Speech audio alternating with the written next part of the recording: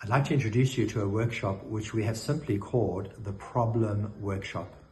This is a transformational workshop that creates a learning environment on how to dance with problems.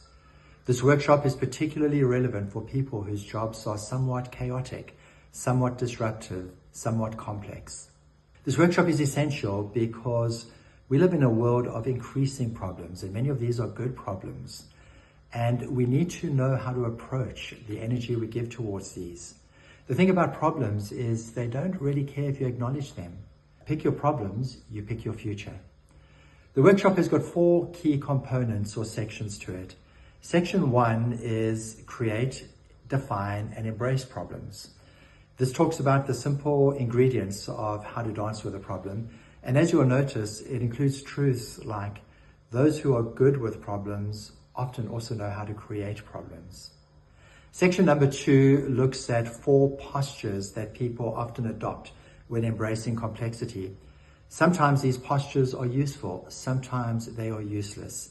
As we look at these 4 postures, we embrace 2 key learnable skills around problems.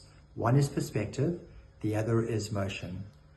Our third area looks at types of problems, and we identify 4 different types of problems that are quite common in our modern day world today.